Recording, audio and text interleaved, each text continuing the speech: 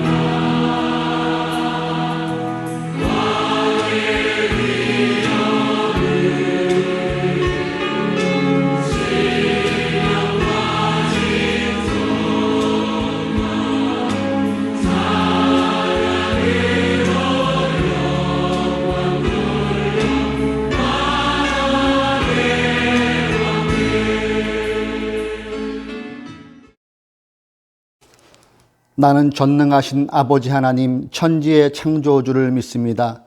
나는 그의 유일하신 아들 우리 주 예수 그리스도를 믿습니다. 그는 성령으로 잉태되어 동정녀 마리아에게서 나시고 본디오 빌라도에게 고난을 받아 십자가에 못 박혀 죽으시고 장사된 지 사흘 만에 죽은 자 가운데서 다시 살아나셨으며 하늘에 오르시어 전능하신 아버지 하나님 우편에 앉아 계시다가 거기로부터 살아있는 자와 죽은 자를 심판하러 오십니다. 나는 성령을 믿으며 거룩한 공교회와 성도의 규제와 죄를 용서받은 것과 몸의 부활과 영생을 믿습니다. 아멘. 우리 찬송가 85장으로 하나님께 영광 올리시겠습니다.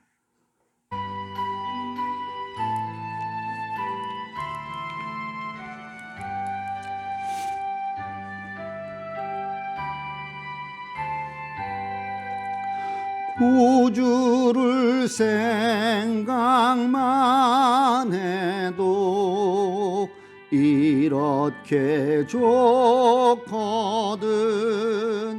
주 얼굴 배울 때야 얼마나 좋으랴.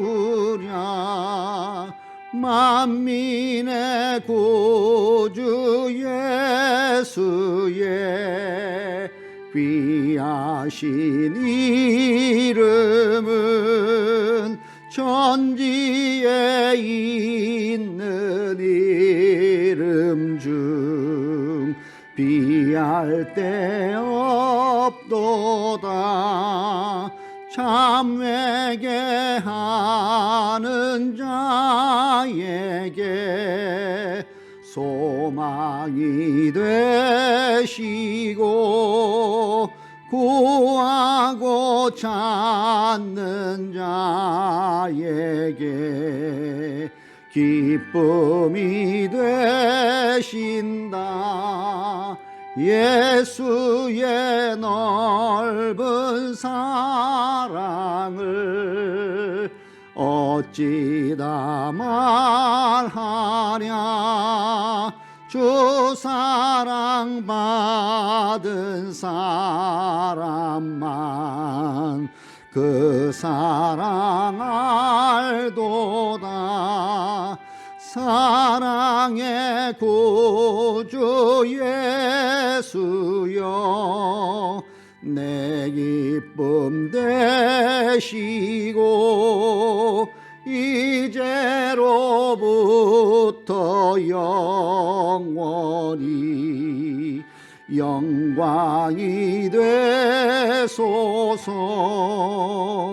아멘. 여호와를 자기 하나님으로 삼은 나라 곧 하나님의 기업으로 선택된 백성은 복이 있도다. 여호와께서 하늘에서 굽어보사 모든 인생을 살피시며 곧 그가 거하시는 곳에서 세상의 모든 거민들을 굽어 살피시는도다. 아멘. 할렐루야. 인간의 생사화복을 굽어 살피시고 주관하시는 살아계신 여호와 하나님, 감사와 영광을 주님께 올려드립니다. 지난 한 주간도 하나님께서 우리를 지켜주셨다가 하나님께서 복 주신 거룩한 주님의 날에 각자 예배의 자리에서 하나님을 예배할 수 있도록 우리의 마음과 생각을 온전히 인도하여 주시니 또한 감사를 드립니다. 코로나19의 긴 터널이 모든 국민들로 하여금 힘들어하고 피로감을 느끼고 있는 지금입니다.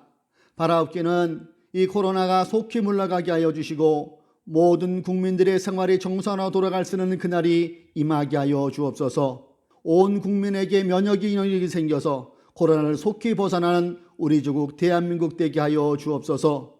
역사의 주관자 되시는 하나님, 이 나라의 독립을 위해 많은 분들이 희생하여서 오늘 우리가 있는 줄로 믿사오니 그분들의 그 숭고한 피가 헛되지 않도록 우리 대한민국을 지켜주시고 앞으로도 함께하여 주옵소서. 하나님을 높이고 복음으로 이웃을 섬기는 사도행전의 건강한 공동체의 그 하늘뜻 푸른 교회의 비전이 온전히 잘 이루어질 수 있도록 늘 성령님 동행하여 주옵소서. 이제 다가가는 봄과 함께 우리의 심령이 더욱 새로워지고 더욱더 하나님을 바라보길 원합니다. 성령님 늘 동행하여 주옵소서. 이 시간 우리들이 얼굴을 맞이대하고 못하고 예배를 드리고 있지만은 그 자리에 성령님이 함께 하심을 믿으며 오늘도 온전히 주님을 예배하는 예배되게 하여 주옵소서. 주님을 사랑하는 마음 담아 귀한 예물도 드렸습니다. 주님께서 기쁨으로 흠양하여 주시고 오늘도 우리가 주님의 말씀을 함께 나눌 때에 피차 은혜되는 아름다운 시간 되게 하여 주시고 은혜 충만한 시간 되게 하여 주옵소서. 시정을 주님께 의탁하오며 우리를 구원하여 주신 예수님의 이름으로 기도드립니다. 아멘.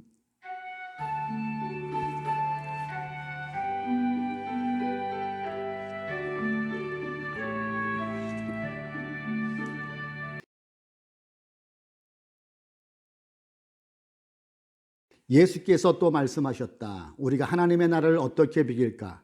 또는 무슨 비유로 그것을 나타낼까? 겨자씨와 같으니 그것은 땅에 심을 때에는 세상에 있는 어떤 씨보다 더 작다.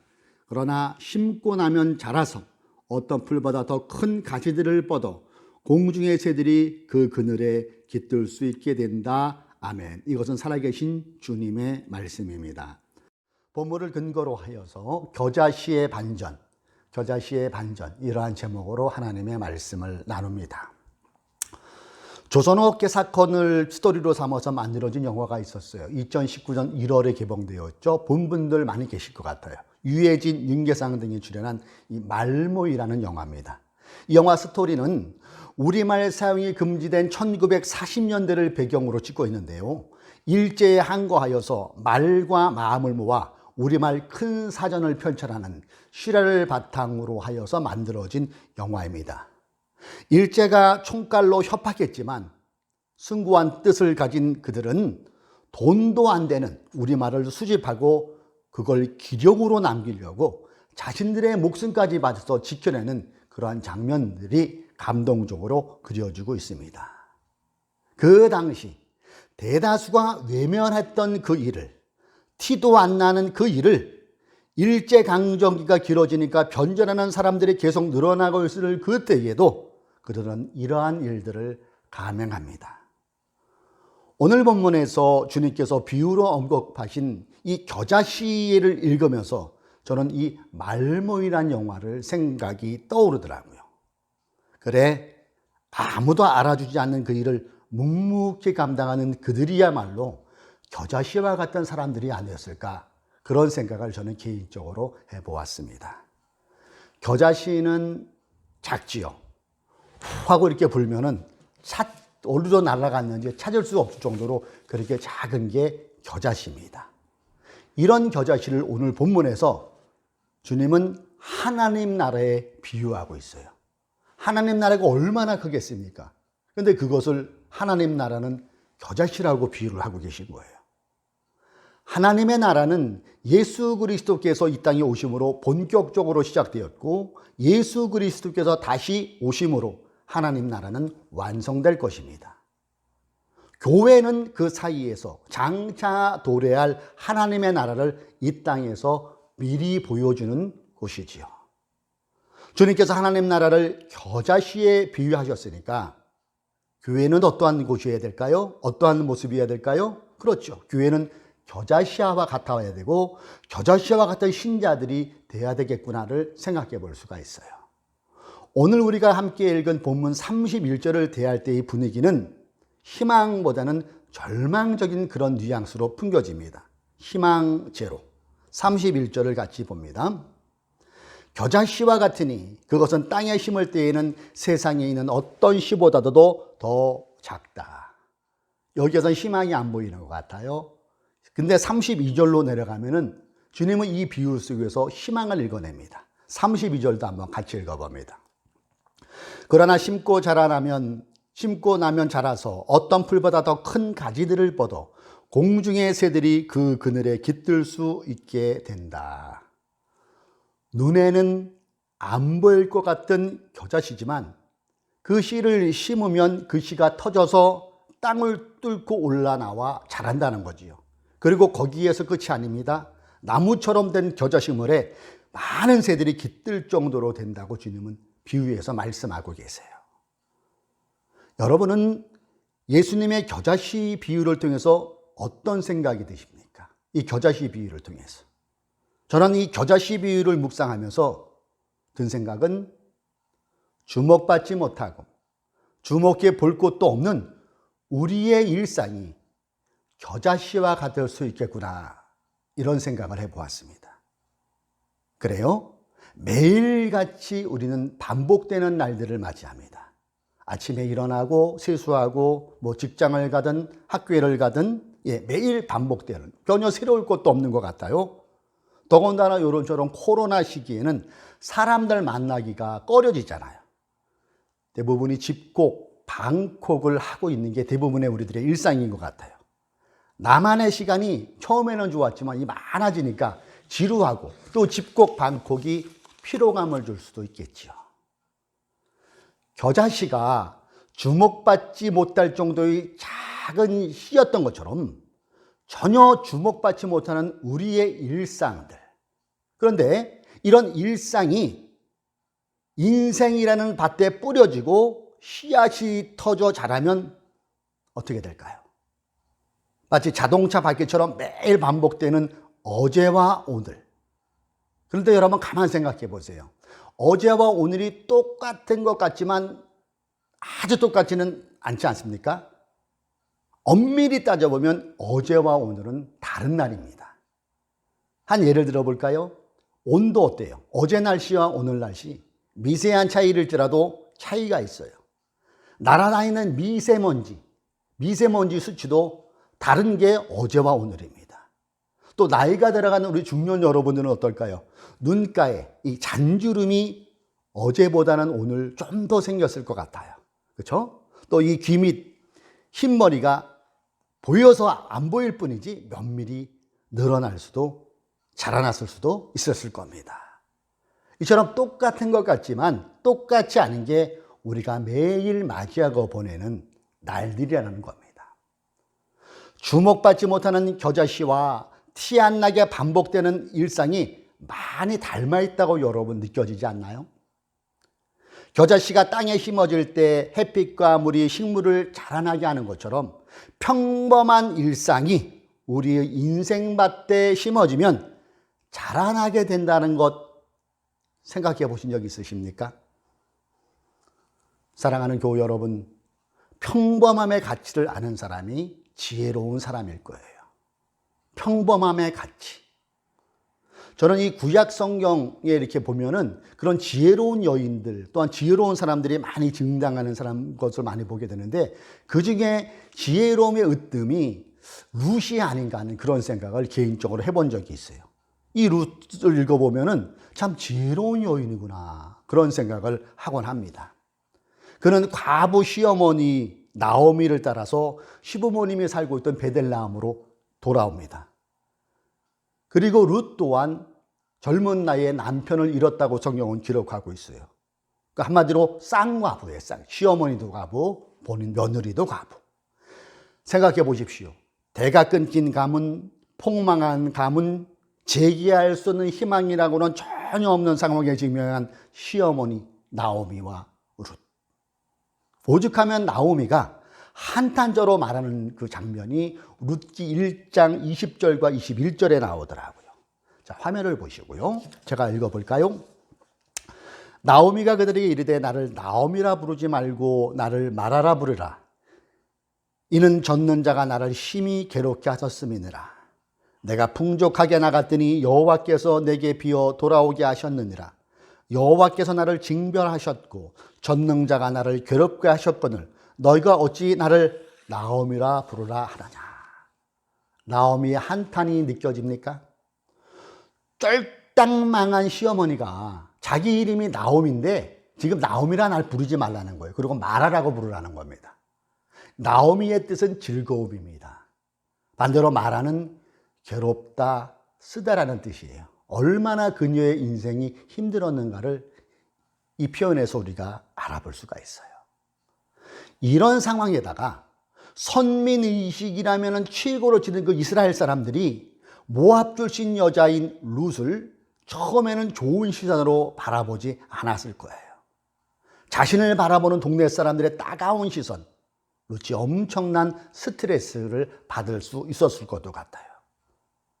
이처럼 절망적인 상황에서 며느리 룻이 한 행동을 한번 눈여겨보십시오. 며느리 룻이 한 게 뭡니까? 시어머니를 정성껏 모시는 일이었습니다. 경제적으로 궁핍한 살림이라 남의 밭에 가서 추수하고 떨어진 이 나달들, 보리 나달 같은 거를 주워다 그걸로 자신도 먹고 어머니도 해드리는 그런 삶의 연속이었어요. 이게 룻이 한 일과였어요. 주목받지 못하는 룻의 반복되는 일상이었어요. 아침에 일어나면 밥해서 시어머니 밥해드리고 밭에 나가서 하루 종일 쭈그리고 앉아서 추수하면 그 뒤에 따라다니면서 눈치 보면서 나달들을 주운 것. 이런 일상이 그녀의 삶이었다는 거예요. 예. 이러한 주목받지 못하는 일상이 그녀의 인생밭에 뿌려지는데 겨자씨처럼 티도 안 납니다. 만약에 밭주인이 그 쭈그리고 앉아서 나달을 주는 그 룻을 보고 여보세요 아주머니 왜 남의 밭에 들어가 나달을 챙깁니까? 나가세요. 만약에 얘기하면은 꼼짝없이 그 자리에서 나와야 될 그런 처량한 처지가 룻의 상황이었어요. 이런 룻의 처지를 요즘으로 치자면 고용불안에 조마조마한 가슴을 안고 살아가야 하는 비정규직 종사자들도 떠오르고요. 일용직 종사자분들, 또 우리 알바 청년들, 비슷한 상황이구나 하는 그런 생각을 해봅니다. 그러다가 룻에게 반전이 다가오기 시작합니다. 반전.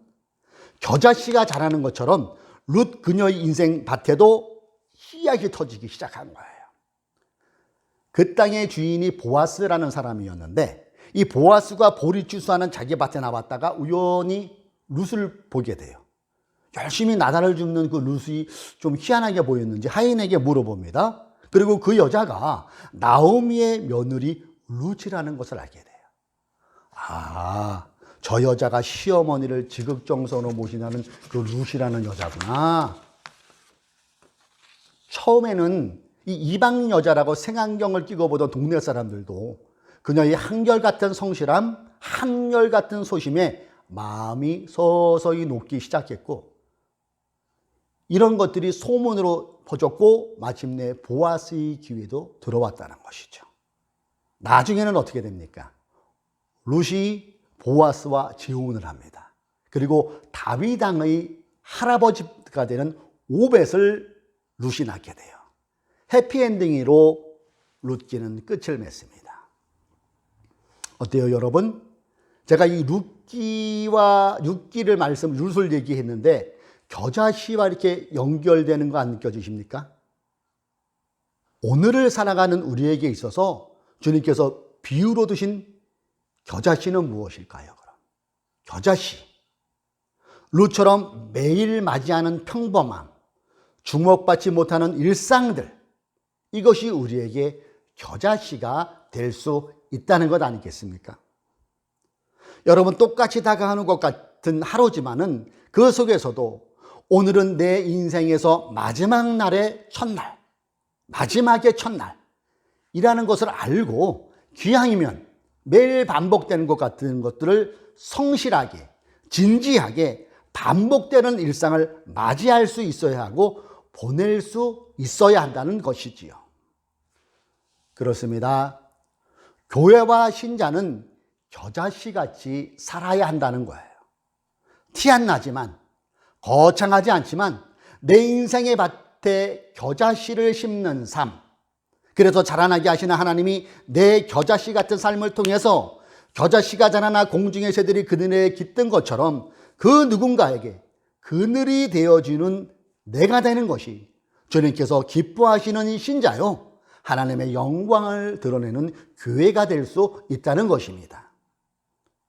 사실 주님께서 이 하나님 나라를 겨자씨에 비유하셨을 때 이 군중들과 많은 사람들이 충격을 받았을 것 같아요.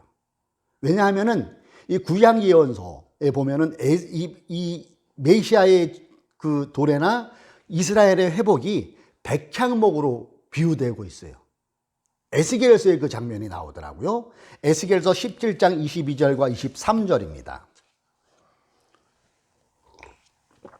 22절, 주 하나님이 말한다. 내가 백향목 끝에 돋은 가지를 꺾어다 심겠다. 내가 그 나무의 맨 꼭대기에 도는 얻은 가지들 가운데서 연한 가지를 하나 꺾어다가 내가 직접 높이 우뚝 솟은 산 위에 심겠다. 23절입니다. 이스라엘의 높은 산 위에 내가 그 가지를 심어 놓으면 거기에서 가지가 뻗어 나오고 열매를 맺으며 아름다운 백향목이 될 것이다. 그때는 온갖 새들이 그 나무에 깃들이고 온갖 날짐승들이 그 가지 끝에서 보금자리를 만들 것이다. 처음부터 예수님이 백향목으로, 그리고 이 에스겔을 주님께서 차용하신 것 같은 흡사한 내용이 비유랑 이렇게 많이 흡사하다는 거 느끼시죠? 예.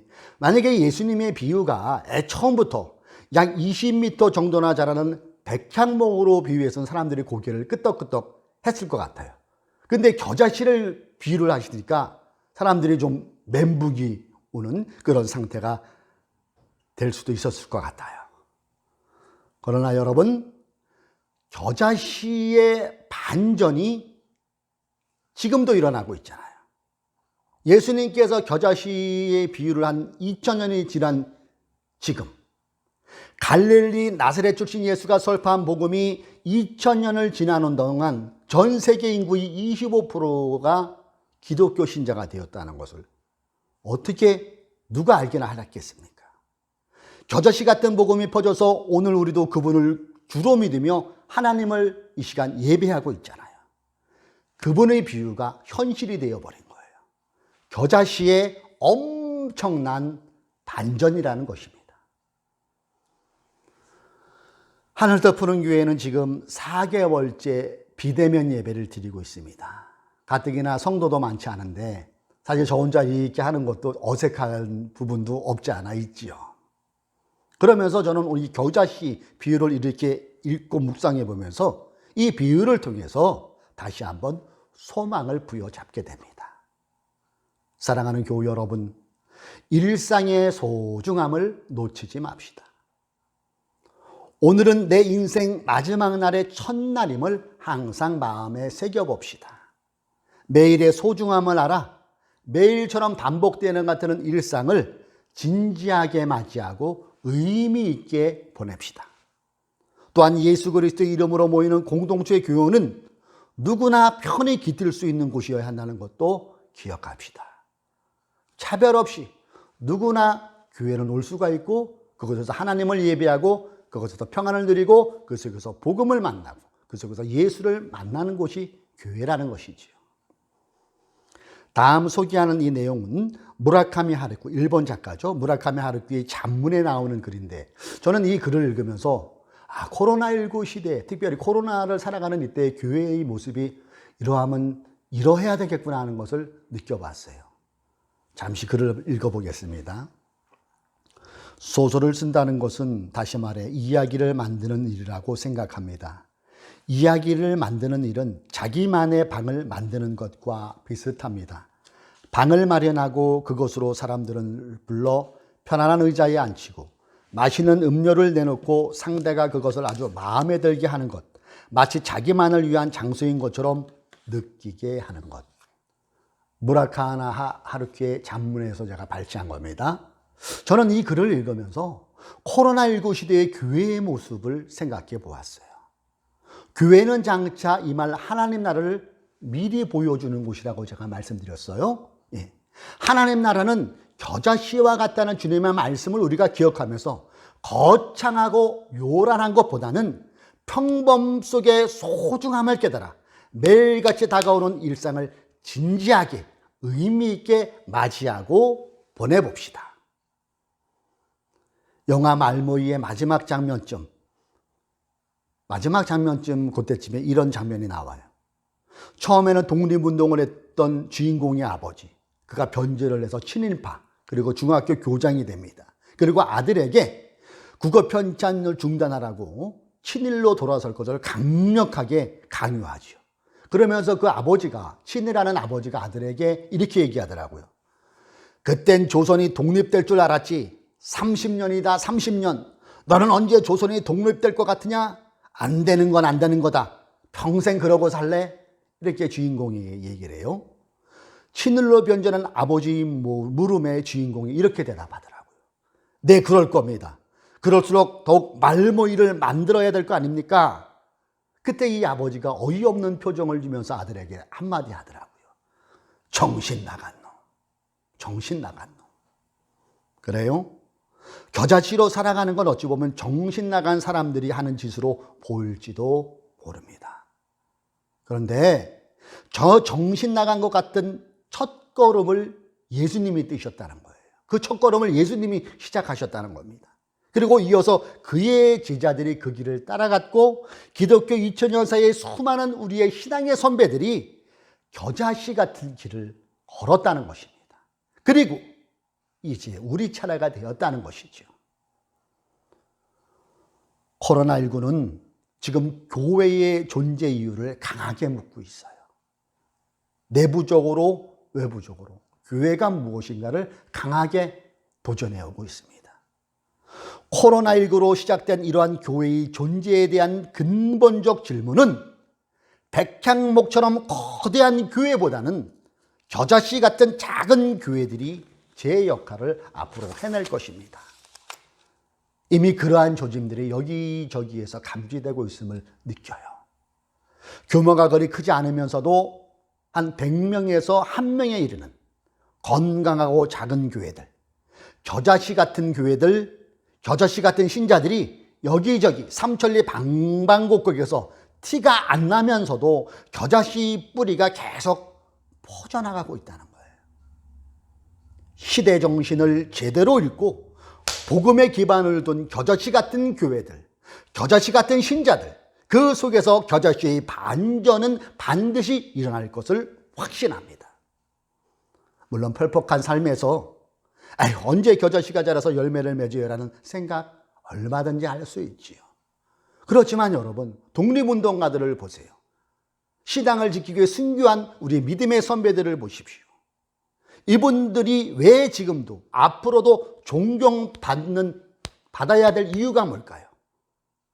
이분들은 미래를 당겨서 산 사람들이기 때문에 그래요. 미래를 당겨서 산 사람들. 겨자씨의 반전을 알고 있었다는 것 아닐까요? 그분들은 자신의 눈으로 열매를 보지 못하고 거의 다 죽어갔지만 그 후세들이 그 혜택을 누리고 오늘 우리는 대한민국이라는 그 나라에서 우리가 살고 있잖아요. 그리고 우리가 마음껏 하나님을 예배하고 있잖아요. 우리는 영원을 사는 사람들입니다. 예수를 믿음으로 우리는 영생을 얻은 사람들이에요.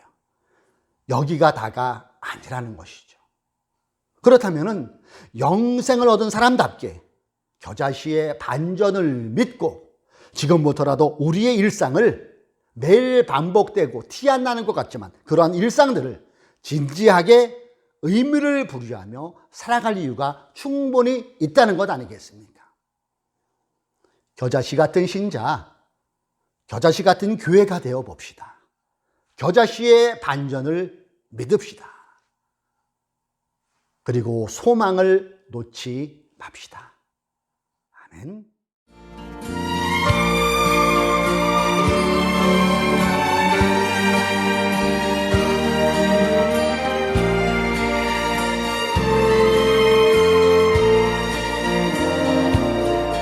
밤 깊도록 동산 안에 주와 함께 있으려 하나 괴로운 세상에 할 일 많아서 날 가라 명하신다. 주가 나 함께 동행하면서 나의 친구 되시오니 우리 서로 받은 그 기쁨을 알 사람이 없도다.